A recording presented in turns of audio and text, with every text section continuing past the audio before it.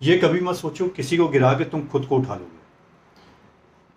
एक समय की बात है, एक राज्य में एक राजा था और वो राजा अपने आसपास के सभी देशों में बहुत ज़्यादा विख्यात था।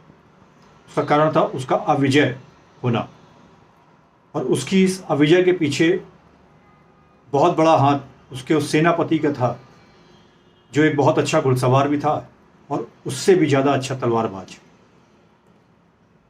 जिसने राजा को सभी युद्ध जितवाने में बहुत महत्वपूर्ण भूमिका अदा करी। और इसीलिए राजा भी अपने उस सेनापति का बहुत सम्मान करता था। धीरे धीरे जब समय बीत रहा था तो वो सेनापति समय के साथ साथ उसकी उम्र भी बढ़ती जा रही थी और उसमें वो पहले जैसा सामर्थ्य नहीं था। उसी बात को महसूस करते हुए उसने राजा से एक दिन बोला, महाराज, बढ़ती उम्र के साथ साथ मैं क्षीण होता जा रहा हूँ और मैं चाहता हूँ कि मैं अपनी ये विद्या अपने राज्य के युवाओं में आगे धरोहर की तरह दूं, जिससे कि हमारा राज्य अविजय बना रहे। राजा को अपने सेनापति की ये बात उचित लगी और उसने सेनापति को ये स्वीकृति दी कि ठीक है सेनापति जी, आप अपने अनुसार युवाओं का चयन करिए और उनको प्रशिक्षण दीजिए। सेनापति ने राज्य में ये सूचना करवाई। उसकी सूचना सुनने के बाद कुछ युवा सेनापति जी के पास आए और बोले, हम आपसे तलवारबाजी का प्रशिक्षण लेना चाहते हैं। सेनापति ने उन युवाओं में से कुछ युवाओं को चुना और तलवारबाजी का प्रशिक्षण देने लगे। जैसे जैसे समय बीतता जा रहा था, युवा तलवारबाजी में निपुण होते जा रहे थे। लेकिन वो होता है ना कि हर एक ग्रुप में या समूह में एक व्यक्ति एक ऐसा होता है जो बाकी सबसे एक्स्ट्राऑर्डिनरी तरीके से काम कर रहा होता है। बस इस ग्रुप में भी सेनापति के चयनित उन युवाओं में एक युवा ऐसा था जो बाकी के सब युवाओं से बहुत आगे था। वो अपने सूझबूझ, समझ, निपुणता और लगन के साथ तलवारबाजी का प्रशिक्षण जो दिया जा रहा था उसमें बहुत निपुण हो चुका था। एक दिन उस युवा के मन में ये विचार आया कि अब तो इतना ज़्यादा तो कुछ मैं सीख गया हूँ, अब मैं इस राज्य का सेनापति बन सकता हूँ। और ये विचार करके अगले दिन वो राजा के पास पहुँच गए। राजा से वो बोलता है, महाराज, मैं तलवारबाजी में पूरी तरह से निपुण हो गया हूँ, अपने सभी साथी युवाओं से मैं बहुत आगे हूँ, तो मुझको ऐसा लगता है कि अब इस राज्य के सेनापति का कार्यभार मैं अपने कंधों पर ले सकता हूँ। तो आप उस बुजुर्ग सेनापति को हटाकर सेनापति का वो कार्य मेरे कंधों पर दे दीजिए।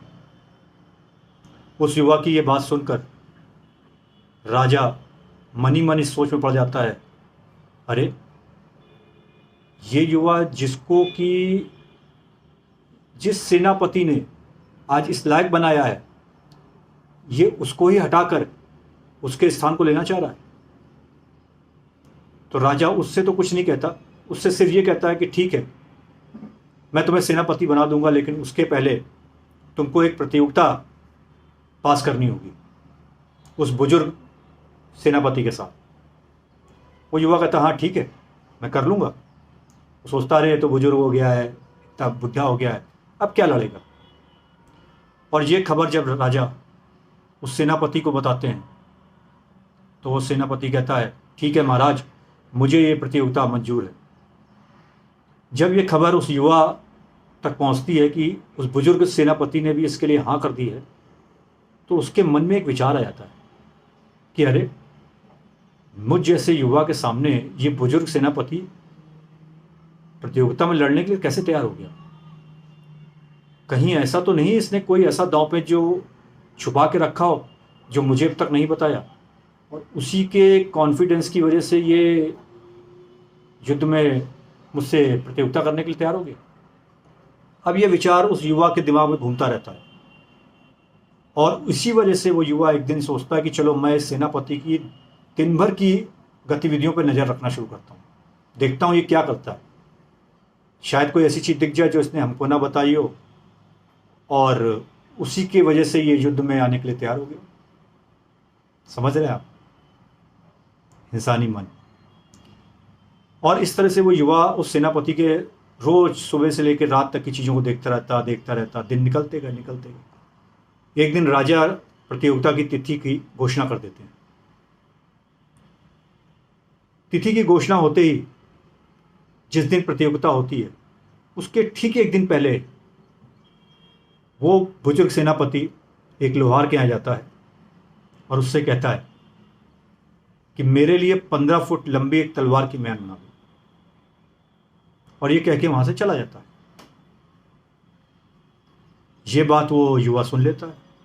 उसको लगता है अच्छा, ये 15 फुट लंबी तलवार से दूर से ही खड़ा होकर मेरी गर्दन काटेगा या मुझे पराजित करेंगे। ये सोचकर वो युवा उस लोहार के पास जाता है और कहता है सुनो भाई, मेरे लिए एक 16 फीट लंबी तलवार बना दो। और ये कह के वहां से चला जाता है।